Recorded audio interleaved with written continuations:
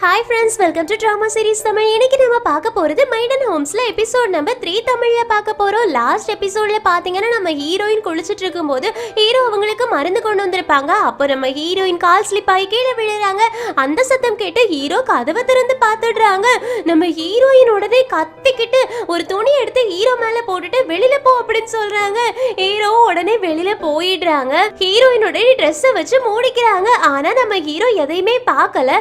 வெளியில போற நம்ம ஹீரோ யோசிக்கிறாங்க, அவ ஒரு பையன் தானே, பின்ன எதுக்காக நான் வெளியில வரணும், ஒரு பையன் குளிக்கிறத இன்னொரு பையன் பார்க்க கூடாதா என்ன அப்படின்னு யோசிச்சுட்டு இருக்காங்க. இப்ப நம்ம ஹீரோயின் கேக்குறாங்க எதுக்காக உள்ள வந்தேன்னு. அதுக்கு ஹீரோவும் நான் உனக்கு ஆயில்மெண்ட் கொண்டு வந்திருக்கேன்னு ஹீரோயின் வெளியில வச்சுட்டே போ அப்படின்னு சொல்றாங்க. ஹீரோவும் வெளியில வைக்கிறாங்க. அப்படியே ஹீரோயின் எரிஞ்சிருப்பாங்கல்ல அந்த துண்டையும் வச்சுட்டு அங்க இருந்து போயிடுறாங்க.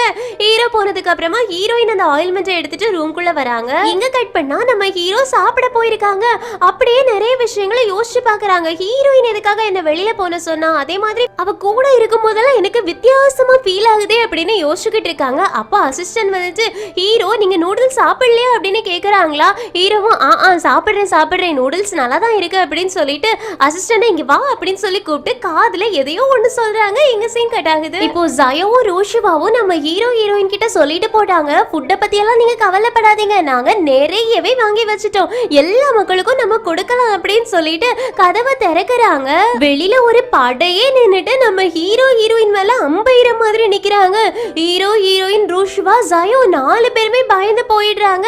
அப்போ நம்ம ஹீரோயின் முன்னாடி போயிட்டு கேக்குறாங்க, இங்க என்ன நடக்குது, எதுக்காக இங்க வந்து இப்படி நின்னுட்டு இருக்கீங்க அப்படின்னு. அதுக்கு மேய சொல்றாங்க, ஏன்னா ஒருத்தவங்க வீட்டுல போயிட்டு இந்த ஜயோவும் ரோஷிவாவும் இருக்காங்களே ஃபுட்டை திருடி இருக்காங்க அப்படின்னு. ஜயோவும் ரோஷிவாவும் சொல்லல நாங்க ஒண்ணு திருடலன்னு. ரோஷிவா சொல்றாங்க, அது மட்டும் இல்லாம நாங்க காசு கொடுத்து தான் வாங்கணும், ஜயோ நிறைய காசு வேற கொடுத்தா அந்த ஆளுக்கு, அது மட்டும் இல்லாம அவங்க ஊர்ல இருந்து ஃபுட் வந்ததுக்கு அப்புறமா அந்த ஃபுட் அந்த ஆளை எடுக்க வேற சொல்லியிருந்தோம் அப்படின்னு. இது எல்லாத்தையுமே நம்ம ஹீரோ பாத்துக்கிட்டு தான் இருக்காங்க. இப்போ ஹீரோயின் கேக்குறாங்க, ஆமா இவங்க ஃபுட்டை திருடினாங்க அப்படின்னு கம்ப்ளைண்ட் பண்றது யாரு அப்படின்னு. மேயர் பக்கத்துல இருக்கவன காமிக்கிறாங்க. அவன் சொல்றான், இவங்க 2 பேரும் தான் எங்களோட வீட்டுல வந்து ஃபுட்டை எங்களை மிரட்டி திருடிட்டு போனது அப்படின்னு. உடனே மேயர் வந்துட்டு எல்லாரும் அம்பை எஞ்சு அவங்கள பிடிங்க அப்படின்னு சொல்றாங்களா. எல்லாரும் பிடிக்கிறதுக்கு ரெடி ஆயிருக்காங்க. அப்போ நம்ம ஹீரோயின் போதும் நிறுத்துங்க, இங்க என்ன நடக்குது அப்படின்றத நான் முழுசா விசாரிக்காம நீங்க இந்த மாதிரிலாம் பண்ணக்கூடாதுன்னு சொல்றாங்க. மேயர் உடனே நம்ம ஹீரோயின் கிட்ட, நான் ஆல்ரெடி உங்க ஊருக்கு லெட்டர் அனுப்பிட்டேன், அங்க இருந்து உங்களை யாருமே அனுப்பலையாமே, நீங்களா தானே வந்திருக்கீங்களா இன்வெஸ்டிகேஷனுக்கு, அதனால உங்களை நான் என்ன வேணாலும் பண்ணலாம், உங்களை கூட நான் அரெஸ்ட் பண்ணலாம் அப்படின்னு ஹீரோயின் மேலேயே கை வைக்க போறாங்க. உடனே நம்ம ஹீரோ கையில ஒரு கல்லை வச்சு அந்த கல்லாலே மேயரை அடிக்கிறாங்க. யார் அடிச்சது அப்படின்றது யாருக்குமே தெரியல. நம்ம ஹீரோயினை மறுபடியும் வந்தால் அடிக்க போறாங்களா, நம்ம ஹீரோ மறுபடியும் கல்லால அடிக்கிறாங்க. இந்த மாதிரி அங்க ஒரு கலவரமே நடக்க ஆரம்பிக்கும் போது கரெக்டா அங்க அசிஸ்டன்ட் வந்துடுறாங்க. அவங்க ஒரு காவலாளிகள் இருப்பாங்கல்ல, அவங்க எல்லாரையும் கூட்டிட்டு வந்துடுறாங்க. அதனால எல்லாருமே நம்ம ஹீரோயினுக்கு கீழே அடிபணிஞ்சு நடக்கிறாங்க. இப்ப மொத்தமா நம்ம ஹீரோயின் நடுவுல உட்கார்ந்துட்டு விசாரணை போடுறாங்க. அவங்க விசாரிக்கும் போது மேயர் சொல்றாங்க, நான் சில்வரை கடத்தல அப்படின்னு. உடனே நம்ம ஹீரோயின் ஒரு பலகை இருக்கும்ல, அந்த பலகையை போட்டுட்டு இந்த பலகை தான் சாட்சி, ஒழுங்கா சொல்லுங்க, எந்த மின்னலும் வந்து தாக்கல, எந்த கடவுளும் வந்து தாக்கல, நீங்க தான் கன் பவுடர் வச்சு அந்த படகை தவுத்துட்டு அதுல இருக்க சில்வர் காயின்ஸை எடுத்துட்டு அதுக்கு பதிலா கல்ல வச்சிருக்கீங்க அப்படின்னு. அதுக்கு மேயர் இல்லையவே இல்லைன்னு சொல்லிக்கிட்டு இருக்காங்களா. அப்ப நம்ம ஹீரோயின் ஹீரோவை பார்த்து தலையாட்டுறாங்க. உடனே நம்ம ஹீரோவும் அங்க இருக்கவங்கள வெளியில விடுங்க அப்படின்னு சொல்றாங்களா. அப்போ அந்த காவலாளிகளோட மனைவி பிள்ளைங்க எல்லாரும் வராங்க. அவங்க எல்லாரையும் பார்த்த உடனே காவலாளிகள் சொல்றாங்க, இந்த மேயர் தான் எங்களை பண்ண சொன்னது, எங்களோட பிள்ளைங்களையும் எங்களோட ஒய்ஃபையும் பிடிச்சு வச்சுட்டு எங்களை மிரட்டி அந்த காயின் எல்லாத்தையுமே திருடினது மேயர் தான் அப்படின்னு மேயரை மாட்டி விட்டுடுறாங்க. மேயர் இப்போ நான் இதை பண்ணல என்ன மன்னிச்சிடுங்க, நீங்க ஒழுங்கா விசாரணை பண்ணணும் அப்படின்லாம் கெஞ்சிக்கிட்டு இருக்காங்க. நம்ம ஹீரோயின் வந்துட்டு இல்ல நீ தான் தப்பு பண்ணது அப்படின்னு சொல்றாங்களா. அதுக்கு அவங்க இல்ல நீங்க ஒழுங்கா விசாரிக்கணும் அப்படின்னு சொல்லிக்கிட்டு இருக்காங்க. அதனால நம்ம ஹீரோயினும் சரி ஓகே நெக்ஸ்ட் டைம் பாத்துக்கலாம், இப்போதைக்கு அவனை ஜெயில போடுங்க, நாளைக்கு மறுபடியும் விசாரிக்கிறேன் அப்படின்னு சொல்லிட்டு வெளியில வராங்க. அப்ப எல்லாருமே சந்தோஷமா கடைசியா எப்படியோ திருடனை பிடிச்சிட்டோம் அப்படின்னு சந்தோஷப்பட்டுட்டு வராங்க. அப்படியே மக்களுக்கு உணவெல்லாம் கொடுத்துக்கிட்டு இருப்பாங்கல்ல, அதெல்லாத்தையும் பார்த்து ரொம்ப சந்தோஷப்படுறாங்க.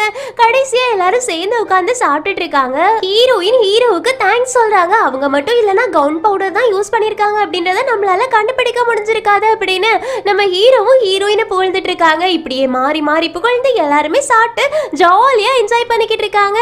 அப்போ ஜயோ ரோஷிவா கிட்ட கேக்குறாங்க, ஆமா ரோஷிவா உனக்கு எப்படி இந்த மாதிரி இன்வெஸ்டிகேஷன் டிடெக்டிவ் இது மேல எல்லாம் இன்ட்ரெஸ்ட் வந்துச்சு அப்படின்னு. அதுக்கு ரோஷிவா சொல்றாங்க, நான் ஹீரோயினை பத்தி நிறைய கேள்விப்பட்டிருக்கேன். ஒரு தடவையாவது ஹீரோயின் கூட ஒர்க் பண்ணணும்னு நினைச்சேன். அதனாலதான் நான் டிடெக்டிவ் படிச்சேன். அது மட்டும் இல்லாம எனக்கு டிடெக்டிவா இருக்கிறது ரொம்ப பிடிக்கும். அது மட்டும் இல்லாம படைகள்ல கூட சேரணும்லாம் ஆசைப்பட்டிருக்கேன் அப்படின்னு. இதை கேட்டோடனே ஜயோக்கு எரிச்சலா வருது. ஏன்னா ஹீரோயினை இப்போ பையன்லாம் எல்லாரும் நினைச்சிட்டு இருக்காங்க. அதை மட்டும் மறந்துடாதீங்க. இப்போ நம்ம ஹீரோயின் கிட்ட கேக்குறாங்க, ஆமா பொண்ணுங்க எல்லாருமே இந்த மாதிரி வராங்கல்ல டிடெக்டிவ்க்கு, அதை பத்தி நீங்க என்ன நினைக்கிறீங்க அப்படின்னு. நம்ம ஹீரோயினுக்கு அப்படியே பொறேறி போயிடுது. ஹீரோயின் இப்போ கேர்ள்ஸுக்கு சப்போர்ட் பண்ணி பேசினா நம்மள கேர்ள் நினைச்சிருவாங்களோ அப்படின்னு நினைச்சாங்களோ என்னமோ தெரியல. கேர்ள்ஸ் எல்லாரும் வீட்டுல உட்காந்துட்டு வேலையை செஞ்சுட்டு குடும்பத்தை பார்த்துட்டு இருந்தாதான் எனக்கு பிடிக்கும் அப்படின்னு சொல்லி விட்டுடுறாங்க. ஹீரோ அப்படியா, அப்படின்னா பெண்கள் வந்து முன்னேறவே வேண்டாமா அப்படின்னு கேக்குறாங்களா. நம்ம ஹீரோயினே ஒரு பொண்ணு தான், அவங்க தான் இந்த இடத்துக்கு வந்திருக்காங்க. ஆனா பொண்ணுங்களுக்கு சப்போர்ட் பண்ணி பேசினா இவங்க பொண்ணு அப்படின்ற டவுட் வந்துட கூடாது அப்படின்றதுக்காகவே பொண்ணுங்களுக்கு சப்போர்ட் பண்ணாம பேசிக்கிட்டு இருக்காங்க. அப்போ ரூஷ்வா கேக்குறாங்க, அப்படின்னா உனக்கு எந்த மாதிரி இருக்கிற பொண்ணுங்களை பிடிக்கும், உனக்கு வீட்டு வேலை செய்யற பெண்ணுங்களை பிடிக்கும் அப்படின்னா நானும் வீட்டு வேலை செய்யறதுக்கு ரெடியா இருக்கேன் அப்படின்னு வெக்கப்பட்டுக்கிட்டே சொல்றாங்க. உடனே ஜயோவுக்கு கோவம் வருது. எதுக்காக நீ அவளுக்கு பிடிச்ச மாதிரி இருக்கணும்னு நினைக்கிற அப்படின்னு. அதுக்கு ரூஷ்வா சொல்றாங்க, ஏன் அது வெளிப்படையாவே தெரியலையா, எனக்கு ஹீரோயினை பிடிச்சிருக்கு அப்படின்னு வெக்கப்படுறாங்க. நம்ம ஹீரோயினுக்கு ஐயோ நானே ஒரு பொண்ணு, என்ன பார்த்து இவ இப்படி சொல்லிட்டு இருக்காளே அப்படின்ற மாதிரி இருக்குது. அமைதியா சாப்பிட ஆரம்பிச்சிடுறாங்க. இங்க கட் பண்ணா ஜயோ அவங்களோட அப்பாவுக்கு லெட்டர் எழுதுறாங்க. அப்பா உங்களுக்கு ஒரு விஷயம் தெரியுமா, நான் இளவரசரை இங்க பார்த்தேன், அவரு கூட சேர்ந்து ஒரு சாகசம் பண்ணிருக்கேன், ஒரு பொண்ணை நாங்க காப்பாத்திருக்கோம் தெரியுமா, நான் ரொம்ப சந்தோஷமா இருக்கேன் அப்படின்னு எல்லா விஷயத்தையுமே லெட்டர்ல எழுதி அனுப்புறாங்க. இங்க கட் பண்ணா அரமையில கெட்ட மந்திரி இருக்காங்கல்ல, அவங்க கிட்ட வந்துட்டு ஒரு ஆள் சொல்றாங்க, நம்மளோட பிளான் எல்லாமே நாசமா போயிடுச்சு, ஹீரோயின் வந்து எல்லாத்தையுமே கண்டுபிடிச்சிட்டா, முக்கியமா அவ கூட ஹீரோ இருக்கான், அவங்க ரெண்டு பேரும் அங்க என்ன பண்றாங்க அப்படின்ற விஷயமே தெரியல அப்படின்னு. அதுக்கு கெட்ட மந்திரி சொல்றாங்க, நம்ம பிடி போட்டுட்டோம் அப்படின்னா அதுக்கு ஒரு தடயமோ சாட்சியம் இருக்க கூடாது, அதனால அவங்க கிட்ட மாட்டினால அந்த மேயரை கொலை பண்ணிடுங்க அப்படின்னு சொல்லி விடுறாங்க. எங்க சீன் கட்டாவது இப்ப நம்ம ஹீரோயின் வெளியில தனியா இருந்துட்டு இருக்காங்களா. ஹீரோ வந்துட்டு கேக்குறாங்க, என்னாச்சு உனக்கு, எதுக்காக நீ தனியா உட்கார்ந்து யோசிச்சுட்டு இருக்க அப்படின்னு. அதுக்கு ஹீரோயின் சொல்றாங்க, இந்த மேயர் இருக்காங்களே நான் தப்பு பண்ணல அப்படின்னு சொல்லிக்கிட்டே இருக்கான், அவன் தப்பு பண்ணதை ஒத்துக்கிட்டா மட்டும்தானே நம்ம இந்த கேஸை முடிக்க முடியும், அது மட்டும் இல்லாம அவன் தப்பு பண்ணதை அவன் ஒத்துக்கவே இல்லை அப்படின்னா நம்ம நிறைய சாட்சிகளை கொண்டு வரணும், அதுக்காக தான் நான் யோசிச்சுட்டு இருக்கேன் அப்படின்னு. அதுக்கு ஹீரோ சொல்றாங்க, அதை பத்தியெல்லாம் நீ கவலைப்படாத, நாளைக்கு நிறைய எவிடன்ஸ் நமக்கு வாயை திறந்தா அப்படின்னா கிடைச்சிடும், அதனால நாளைக்கு பாத்துக்கலாம் அப்படின்னு. ஹீரோயினும் சரி ஓகே, நீ நிஜமாவே இளவரசரோட படையில இருந்திருக்க, இளவரசருக்கு நெருக்கமா இருந்திருக்கான்னு கேக்குறாங்க. நம்ம ஹீரோ வந்து இவ எதுக்காக எப்ப பார்த்தாலும் என்ன பத்தியே பேசிட்டு இருக்கா அப்படின்னு சொல்லிட்டு ஹீரோயின் கிட்ட கேக்குறாங்க, ஆமா நான் இருந்திருக்கேன், உனக்கு இளவரசரை எதுக்காக இவ்ளோ பிடிச்சிருக்கு அப்படின்னு. அதுக்கு ஹீரோயின் சொல்றாங்க, எனக்கும் இளவரசரோட படையில சேர்ந்து இளவரசர் கூடவே இருக்கணும்னு ரொம்ப ஆசையா இருக்குது, ஏன்னா இளவரசர் ரொம்ப தைரியமானவர், அவர் என்ன நினைக்கிறாரோ அதை தான் பண்ணுவாரு, அவர் ரொம்ப சுதந்திரமானவர், அவர் நினைச்சாரு அப்படின்னா எந்த படையை வேணாலும் அவரால் தோக்கடிக்க முடியும் அப்படின்னு. அதுக்கு ஹீரோ சொல்றாங்க, ஆனா ஒரு ரூமர் சுத்திட்டு இருக்கு, அது உனக்கு தெரியுமா, இளவரசர் பயந்து போய் தான் அவங்க படையில இருந்து விலகுனாங்க அப்படின்னு ஒரு ரூமர் இருக்கு, அதை பத்தி உனக்கு தெரியுமான்னு. அதுக்கு நம்ம ஹீரோயின் சொல்றாங்க, அதை பத்தி எனக்கு ரொம்ப நல்லாவே தெரியும், ஆனா இளவரசர் பயந்து ஒதுங்குற கேரக்டரே கிடையாது, அவங்க கண்டிப்பா பயந்து ஒதுங்கி இருக்க மாட்டாங்க, அவங்களுக்கு வந்து போர் அடிச்சிருக்கும், ஒரே விஷயத்த சின்ன வயசுல இருந்தே அவங்க பண்ணிக்கிட்டு இருக்காங்க, அவங்களுக்கு டீனேஜ் வர்றதுக்கு முன்னாடி அவங்க படையில சேர்ந்துட்டாங்க, அது உனக்கு தெரியுமா, அதனால அவங்க ரெஸ்ட் எடுக்கணும்னு நினைச்சிருப்பாங்க, நானா இருந்தா கூட அப்படிதான் நினைச்சிருப்பேன், இந்த நேரத்துல இளவரசர் ரொம்ப ஜாலியா என்ஜாய் பண்ணிட்டு இருப்பாங்க லைஃப், ஆனா மக்களுக்கு ஒரு பிரச்சனைன்னு தெரிஞ்சதுன்னா மொத்த இடத்துல அவரு தான் வந்து நிப்பாரு, அதனாலதான் எனக்கு அவரு ரொம்ப பிடிக்கும் அப்படின்னு சிரிச்சுட்டே வெக்கப்பட்டுட்டே சொல்றாங்க. நம்ம ஹீரோ, நான் என்ன பக்கத்துல தான் இருந்துட்டு இருக்கேன், ஆனா என்ன கண்டுக்காம என்னையே புகழ்ந்து தள்ளிட்டு இருக்கா, சரி இருக்கட்டும் இருக்கட்டும் அப்படின்னு சொல்லிட்டு நிலாவை பாத்தியா இன்னைக்கு ரொம்ப அழகா இருக்குன்னு சொல்றாங்களா. நம்ம ஹீரோயின் நிலாவை பார்க்காம கையில ஒரு கிளாஸை வச்சுட்டு அதுல இருக்கக்கூடிய தண்ணியில நிலாவை பாக்குறதா நினைச்சிட்டு அவங்க அம்மா அப்பா இறந்திருப்பாங்கல்ல போர்ல, அதை யோசிச்சு பார்த்துட்டு இருக்காங்க. நிலாவை பார்த்து நான் ரொம்ப நாள் ஆச்சு அப்படின்னு சோகமா சொல்றாங்க. நம்ம ஹீரோ அப்படியே பார்த்துட்டு இருக்காங்க. அப்பா அசிஸ்டன்ட் ஓடி வந்து மேயர் இறந்து போயிட்டாங்கன்னு சொல்றாங்க. நம்ம ஹீரோவும் ஹீரோயினும் மேயரோட உடம்ப போய் பாக்குறாங்க. மேயர் தூக்கு போட்டு இறந்து போயிருப்பாங்க. ஜயோ இங்க இருந்துட்டு ரூஷ்வா கிட்ட நீ பக்கத்துல போகாதன்னு சொல்றாங்களா. ரூஷ்வா சொல்றாங்க, அவங்க இறந்து போயிட்டாங்க, அவங்களால பேச முடியாது அசைய முடியாது, அதை பார்த்து நான் எதுக்காக பயப்பட போறேன், உனக்கு பயமா இருந்துச்சுன்னா இங்க நில்லு, நான் பக்கத்துல போயிட்டு நிக்க போறேன் அப்படின்னு நம்ம ஹீரோயின் பக்கத்துல வெக்கப்பட்டுட்டே போய் நின்னுகிட்டு இருக்காங்க. நம்ம ஹீரோயின் இப்போ அந்த ஆளோட கழுத்துல கை வச்சு பாக்குறாங்களா. அப்போ அவங்களோட நாக்கு வெளியில வருது. அதை பார்த்த உடனே ஜயோ பயந்து துடிச்சு போயிடுறாங்க. பாரு அவனோட நாக்கா செய்து அப்படின்னு. உடனே ரூஷ்வா இங்க இருந்து உஷ் அப்படின்னு வைக்கிறாங்க.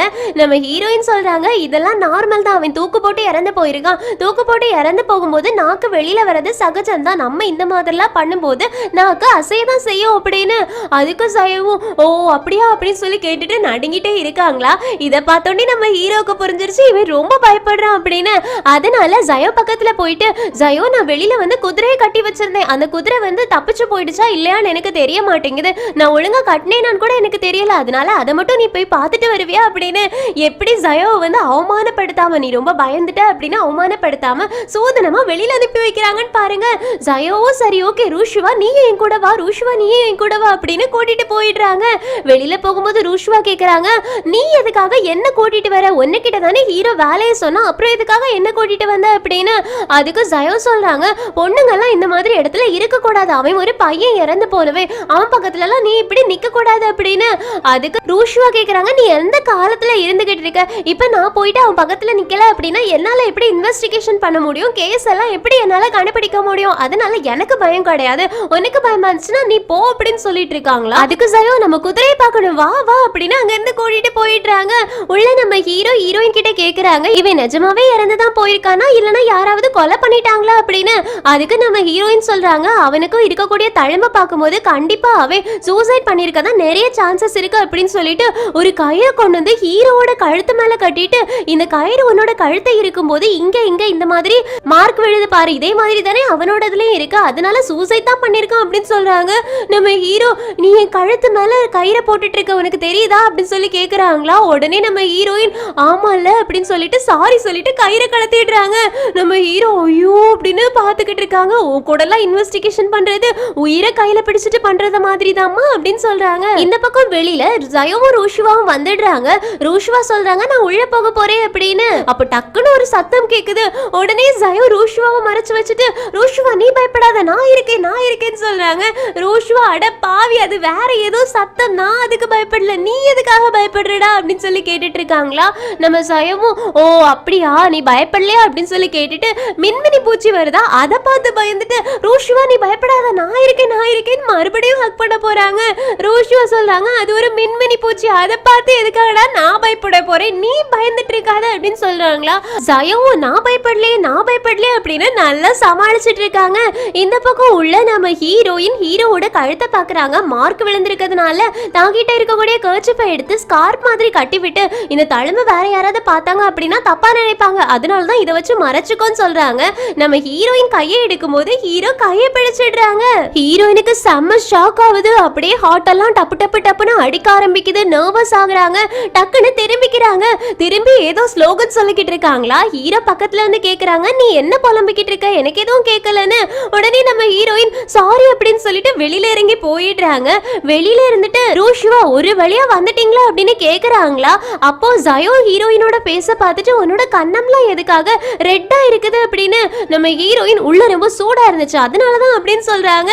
பின்னாடியே நம்ம ஹீரோ வராங்களா. ஹீரோட கழுத்துல ஸ்கார்ப் கட்டியிருப்பாங்களா. அதை பார்த்தோன்னே ஜயோ கேக்குறாங்க ஆமா உன்னோட கழுத்துல எதுக்காக நீ ஸ்கார்ப் கட்டியிருக்கன்னு.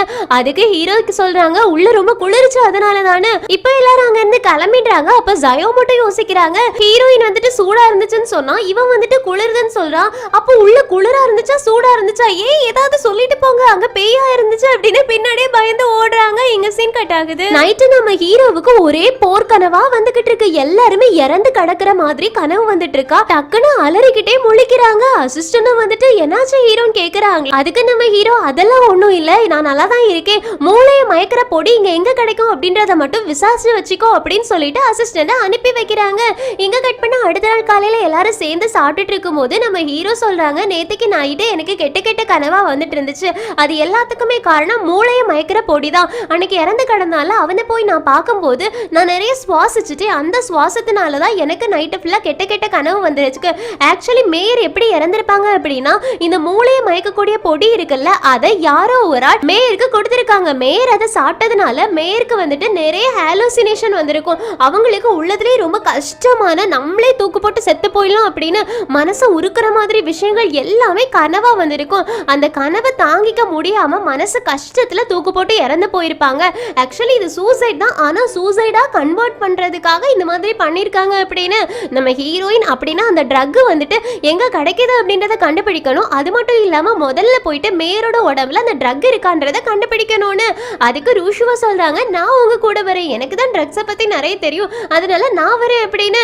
ஜயோ சொல்றாங்க, நீ எல்லாம் போக கூடாது, இறந்தவங்களை நீ தொடக்கூடாது அப்படின்னு. அதுக்கு ரூஷுவா, அப்படின்னா நீ போயிட்டு பண்றியா அப்படின்னு கேக்குறாங்களா. ஜயோ இல்ல இல்ல முடியாதுன்னு சொல்றாங்க. ரூஷுவா அமைதியா இரு அப்படின்னு சொல்லிட்டு ஹீரோயின் கூட அடுத்த நாள் காலையில போயிட்டு அந்த உடம்ப ஆராய்ச்சி பண்றாங்க. அப்போ அதுல அந்த ட்ரக் இருக்கிறத கண்டுபிடிக்கிறாங்க. இப்ப ஹீரோயின் ரூஷுவா கிட்ட சொல்றாங்க, நம்ம ரெண்டு பேரும் சேர்ந்து எப்படியாவது இந்த ட்ரக் எங்க இருந்து வருது அப்படின்றத கண்டுபிடிக்கணும்னு முடிவு பண்றாங்க. அதே டைம்ல நம்ம ஹீரோ இருக்காங்களே அசிஸ்டன்ட் கிட்ட சொல்லி விட்டுருப்பாங்கல்ல இந்த ட்ரக் என்னது அப்படின்றத விசாரி அப்படின்னு. அதுல ஒரு காவலாளி வந்துட்டு நம்ம ஹீரோவுக்கு பதில் சொல்றாங்க, இந்த ட்ரக் வந்து ஒரி ஃப்ரீ பார் அப்படின்னு ஒண்ணு இருக்கு, அங்கதான் கிடைக்கும், நான் அதோட அட்ரஸ் உங்களுக்கு கொடுக்குறேன், அங்க போயிட்டு விசாரிச்சீங்க அப்படின்னா இத பத்தி நிறைய உங்களுக்கு தெரியும் அப்படின்னு நம்ம ஹீரோ அந்த பாரோட அட்ரஸ வாங்கி வச்சுக்கிறாங்க. அதே டைம்ல இந்த பக்கம் நம்ம ஹீரோயினும் ரூஷுவாவும் சேர்ந்துட்டு இந்த ட்ரக்க பத்தி விசாரிச்சுட்டு இருக்காங்களா. அவங்களுக்கும் இந்த ஒரி ஃப்ரீ பாரை பத்தி தெரிய வருது. ரெண்டு பேருமே இப்ப கிளம்பி ஒரே நேரத்துல ஒரி ஃப்ரீ பாருக்கு போறாங்க. நம்ம ஹீரோயின் வந்துட்டு ரூஷுவா கூட போறாங்க, ஹீரோ ஜயோ கூட போறாங்க. ஜயோவும் நம்ம ஹீரோவும் தான் ஃபர்ஸ்ட் அந்த பாருக்குள்ள போனது. பாருக்குள்ள போன உடனே அங்க இருக்கிற ஒரு லேடி வந்துட்டு, எங்களோட பார்ல பொண்ணுங்க எல்லாருமே ரொம்ப அழகா இருப்பாங்க, அவங்க டான்ஸ் ஆடுறது நீங்க பாருங்க, உட்காருங்க உட்காருங்க, நான் அவங்கள வர சொல்றேன் அப்படின்னு சொல்றாங்க. அதுக்கு ஜயோ, என்கிட்ட எல்லாம் பொண்ணுங்க வரக்கூடாது, எனக்கு ரூஷுவாவை மட்டும்தான் பிடிக்கும், நான் ரூஷுவாவுக்கு மட்டும்தான் உண்மையா இருப்பேன் அப்படின்னு அங்கேயும் போயிட்டு அடம் பிடிச்சிட்டு இருக்காங்க. ஆனா நம்ம ஹீரோ சரி ஓகே உங்களுக்கு தோணுனதை பண்ணுங்க அப்படின்னு சொல்றாங்களா. அதனால நிறைய பொண்ணுங்களை அந்த லேடியை அனுப்பி வைக்கிறாங்க. அதே டைம்ல நம்ம ஹீரோ வந்துட்டு அங்க இருக்கக்கூடிய ஒரு ஆளை மட்டும் சந்தேகமா பாத்துக்கிட்டு இருந்துகிட்டு இருக்காங்க. இங்க கட் பண்ணா வெளியில நம்ம ஹீரோயின் ரூஷுவா கூட வந்தாச்சு. ஆனா காவலாளி உள்ள ரெண்டு பேருமே அலோ பண்ண மாட்டேங்கிறானா.